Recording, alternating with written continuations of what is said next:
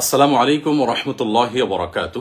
প্রিয় দর্শক, আপনারা সবাই ইতিমধ্যে জেনে গেছেন আমাদের এই প্রিয় দেশটিতে দীর্ঘদিন পর্যন্ত যে লুটতরাজ চলে আসছিল, যে নানামুখী অবিচার, বৈষম্য এবং অন্যায় আচরণ চলে আসছিল, সেটার বিরুদ্ধে সর্বস্তরের মানুষ দীর্ঘদিন পর্যন্ত তাদের মধ্যে যে জমে থাকা ক্ষোভ সেটা তারা প্রকাশ করেছে।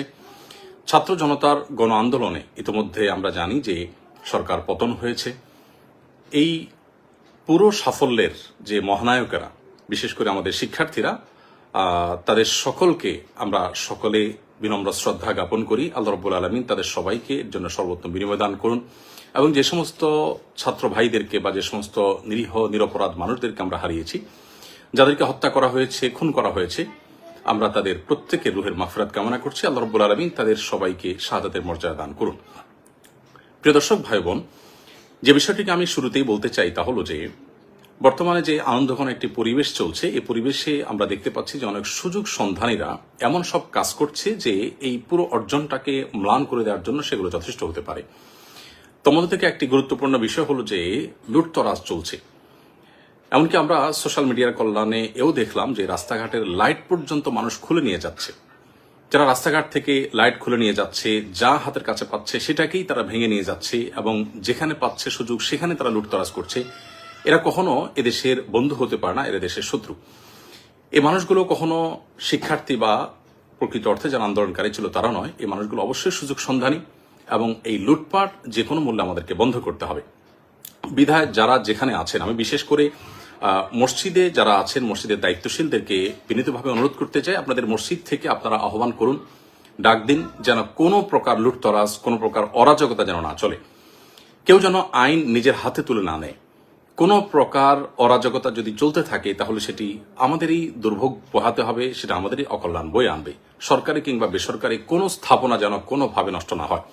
বিশেষ করে মসজিদগুলো থেকে যদি একযোগে এই আওয়াজ উচ্চারিত হয় এবং সমাজের প্রত্যেকটা মানুষ যদি দায়িত্বশীলতার আচরণ করেন এবং যারাই অন্যায়ের দিকে হাত বাড়াচ্ছে তাদের হাতকে যদি আমরা থামিয়ে দিতে পারি তাহলে সেটা আমাদের জন্য অত্যন্ত আনন্দের বিষয় হবে। অতএব আসুন, ছাত্রদের এই অর্জনকে, ছাত্র জনতার এই অর্জনকে ম্লান করে দেওয়ার মতো কাজগুলোকে যে কোনো মূল্যে থামাতে হবে। আর না হলে এটার জন্য আমাদের সবাইকে কিন্তু পস্তাতে হতে পারে। বিধায় আমি বিনীতভাবে অনুরোধ করছি যে লুটতরাজ বন্ধের সবাই উদ্যোগ নিন। আপনার আশেপাশে কেউ লুটতরাজ করছে, আপনি তাকে থামিয়ে দিন। এমনকি আপনার গণভবনে যারা গেছেন সেখান থেকে অনেক কিছু নিয়ে এসেছেন। এটি মুসলিম সুলভ আচরণ নয়, এটা কোনো নীতিবান, কোনো আদর্শবান মানুষের কাজ নয় যে আপনি সেখানে রাষ্ট্রীয় সম্পদ যেগুলো আছে এগুলো তো রাষ্ট্রের সম্পদ, আপনার ট্যাক্সের কেনা টাকা জিনিস, এই দেশের জনগণের জিনিস। অতএব আপনিও যদি সেটা দিন শেষে লুটতরাজ করেন তাহলে লুটতরাজকারীদের সাথে আপনার পার্থক্যের জায়গাটা কি থাকলো? আমি আবারও বলতে চাই অত্যন্ত বিনয়ের সাথে যে প্লিজ সবাই যার যার জায়গা থেকে শান্তি বজায় রাখুন এবং সবাই শান্ত হন। প্রিয় নবী সাল্লাল্লাহু আলাইহি সাল্লাম যখন মক্কা পুনরুদ্ধার করেছেন, মক্কাকে স্বাধীন করেছেন, তখন কিন্তু তিনি মক্কায় কোনো মানুষের কোনো প্রকার জানমালের ক্ষয়ক্ষতি হতে দেননি, বরং সেখানে একরকম অনেকটা রক্তপাতহীনভাবেই কিন্তু তিনি মক্কা বিজয় করেছেন। তার সে মক্কা বিজয়ের ইতিহাস আমরা স্মরণ করার চেষ্টা করি এবং মক্কা বিজয়ের সময় তিনি যে বিনয়ের পরিচয় দিয়েছেন, তিনি যে আল্লাহর কৃতজ্ঞতা জ্ঞাপন করেছেন সেটিকে আমরা স্মরণ করি। সেই সাথে বিশেষভাবে আমি বলতে চাই, সংখ্যালঘুদের উপর যে নির্যাতনের সংবাদ উঠে আসছে, এর কতটা সত্য কতটা মিথ্যা আমরা জানি না, তবে আমি বিশেষভাবে মাদ্রাসা শিক্ষার্থীদেরকে বলবো যে আপনারা অনুগ্রহ করে আপনাদের আশেপাশে থাকা হিন্দুদের স্থাপনা, ঘরবাড়ি, তাদের মন্দির, উপাসনালয়, এগুলোতে কোনো মানুষ যাতে আক্রমণ করে অন্যায়ভাবে সেখানে কোনো প্রকার জুলুম করে সেটাকে উদুরপিণ্ডি বুদুর ঘাড়ে চাপাতে না পারে, সেজন্য আপনারা সজাগ থাকুন। এবং এই কর্তব্যটা, এই সময়টা যদি আমরা সবাই মিলে পালন করতে পারি তাহলে সেক্ষেত্রে এই বিজয় বা এই উৎসব যেটা আপনারা করছেন, গোটা দেশে মানুষ করছে, আমরা সবাই করছি, সেটি প্রকৃত অর্থে উৎসবে পরিণত হবে।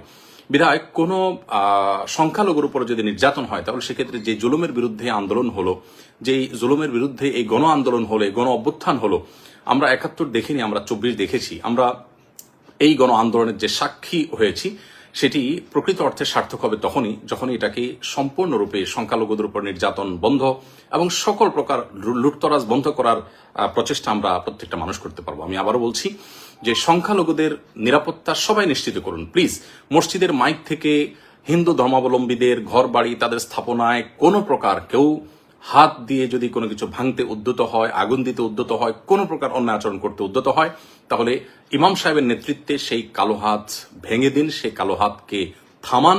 নবী করিম সাল্লাল্লাহু আলাইহি ওয়াসাল্লাম বলেছেন, উনসুর আখাকা নাসিরান যালিমান ওয়া মাজলুমা, তোমার ভাই অত্যাচারী হোক আর অত্যাচারিত হোক, সর্বাবস্থায় তুমি তাকে সাহায্য করো। অত্যাচারিত যে তাকে সাহায্য করার অর্থ তো খুবই পরিষ্কার, যিনি অত্যাচারী তাকে সাহায্য করার অর্থ হলো তার অত্যাচার থেকে তার হাতটাকে বন্ধ করে দেওয়া, থামিয়ে দেওয়া, অর্থাৎ তার অত্যাচারকে বন্ধ করার উদ্যোগ নেওয়া। অতএব আসুন প্রতিটা মসজিদের মাইক থেকে সংখ্যালঘুদের রক্ষা, তাদের প্রতি অন্যায় আচরণ যাতে কোনোভাবে না হয় সেগুলো আমরা সতর্ক করি, প্রত্যেকটা মানুষকে সজাগ করি, সবাই যেন চোখ কান খাড়া রাখি এবং সেই সাথে বিশেষভাবে যত প্রকার লুটতরাজ হচ্ছে বা হয়েছে এগুলো যেন বন্ধ হয়। কোনোভাবে রাষ্ট্রীয় কিংবা বেসরকারি কোনো প্রকার স্থাপনায় কেউ যেন কোনোভাবে হাত না দেয়, কোনোভাবে যেন সেটা ভাঙচুর না করে। আমরা আল্লাহকে ভয় করি, দিন শেষে আল্লাহ তাআলার কাছে এগুলোর জন্য জবাবদিহি করতে হবে। সামান্য একটা জিনিস আপনি নিয়ে গেলেন, এর জন্য আপনার জাহান্নামে যেতে হতে পারে। মনে রাখবেন, রাষ্ট্রের সম্পদ এটা কোটি কোটি মানুষের মালিকানাধীন সম্পদ। বিধায় কিয়ামতের ময়দানে এত কোটি মানুষের কাছে আপনি এই দায় কিভাবে পরিশোধ করবেন, এর জবাবদিহি কিভাবে আপনি দিবেন? বিধায় আল্লাহকে ভয় করুন, কোনো প্রকার লুটতরাজ হতে দিবেন না এবং সংখ্যালঘুদের নিরাপত্তা নিশ্চিত করবার জন্য মসজিদের মাইক ব্যবহার করুন, অন্যায়ের বিরুদ্ধে মসজিদের মাইক থেকে আহ্বান করুন, মাদ্রাসার শিক্ষার্থীরা তাদের পাহারাদারি করুন। আবারও বলছি যে প্রিয় নবী সাল্লাল্লাহু আলাইহি ওয়াসাল্লাম মক্কা বিজয়ের পর তিনি কিন্তু কোনো প্রকার আজকের পৃথিবীতে যে বুনো উল্লাস হয়ে থাকে এরকম উল্লাস বা উল্লাসের উন্মাদনা যেটি, এটি কিন্তু তিনি করেননি। আল্লাহ সুবহানাহু ওয়া তাআলা বলেছেন, ইযা জাআ নাসরুল্লাহি ওয়াল ফাতহু, যখন আল্লাহ সাহায্য এবং বিজয় আসে, ওয়ারাইতান নাস ইয়াদখুলুনা ফি দীনিল্লাহি আফওয়াজা, এবং আপনি দেখবেন লোক দলে দলে আল্লাহর দ্বীনে প্রবেশ করছে, অনুগত হচ্ছে, তখন ফাসাব্বিহ বিহামদি রাব্বিকা ওয়াস্তাগফিরহু, আল্লাহ তাআলার তাসবিহ মাখা প্রশংসা আপনি জ্ঞাপন করুন এবং আল্লাহ তাআলার কাছে ইস্তেগফার এবং ক্ষমা প্রার্থনা করুন। একজন মুসলিম বিজয়ের আনন্দে আল্লাহর শুকরিয়া আদায় করবে, বিনয় অবনত হবে এবং নিজেদের কোনো ভুল ত্রুটি হয়ে থাকলে তার জন্য আল্লাহর কাছে ক্ষমা প্রার্থনা করবে। দম্ভ বা অহংকার তারা দেখাবে না। যারা দম্ভ দেখিয়েছে, অহংকার করেছে, তাদের অহংকার এবং দম্ভ কিভাবে চূর্ণ হয়েছে আমরা দেখেছি। আমরাও যদি একই কাজ করি তাহলে একই পরিণতি আমাদেরকে বরণ করতে হবে। যারা জুলুম করেছে, লুটতরাজ করেছে, অবিচার করেছে, বৈষম্য করেছে, সেগুলোর পরিণতি আমরা দেখতে পেয়েছি। আমরাও যদি একই কাজ করি বা আপনারাও যদি সাধারণ মানুষও যদি একই কাজ করেন তাহলে একই পরিণতি আমাদেরকে বরণ করতে হবে। আল্লাহর ভয় আমরা অন্তরে জাগ্রত রাখি। আমি সর্বস্তরের উলামা ইকরামদেরকে এবং সকল সচেতন নাগরিকদেরকে, আমাদের সম্মানিত ফলোয়ারদেরকে বিনীতভাবে অনুরোধ করতে চাই, প্লিজ সবাইকে শান্ত হতে বলুন এবং সকল প্রকার অন্যায়কে থামিয়ে দিন। সেই সাথে এও বলতে চাই যে আমাদের মহান মুক্তিযুদ্ধের যে চেতনা ছিল, বৈষম্যহীন সমাজ ব্যবস্থা গড়ে তোলা এবং প্রত্যেকটা মানুষের অধিকার, ন্যায্য অধিকার তাকে যথাযথভাবে বুঝিয়ে দেওয়া, সেটা যেন পুনঃপ্রতিষ্ঠিত হয়। কোনোভাবেই যেন আমাদের এই দেশে ধর্ম বিদ্বেষী এবং মুসলমানদের প্রতি বিশেষভাবে বিদ্বেষ লালন রাখে, এই সমস্ত মানুষগুলো যাতে কোনোভাবে বর্তমান পরিস্থিতিতে কোনো প্রকার সুযোগ সুবিধা নিতে না পারে। অন্তর্বর্তীকালীন সরকার হোক বা পরবর্তী পদক্ষেপগুলো হোক, সেগুলোতে এদেশের মানুষের ধর্মীয় বিশ্বাস, এদেশের মানুষের মূল্যবোধের প্রতি শ্রদ্ধাশীল আছে, সেই মানুষগুলো যেন দায়িত্বে আসে, সেটি হলো এদেশের কোটি কোটি মানুষের প্রাণের দাবি।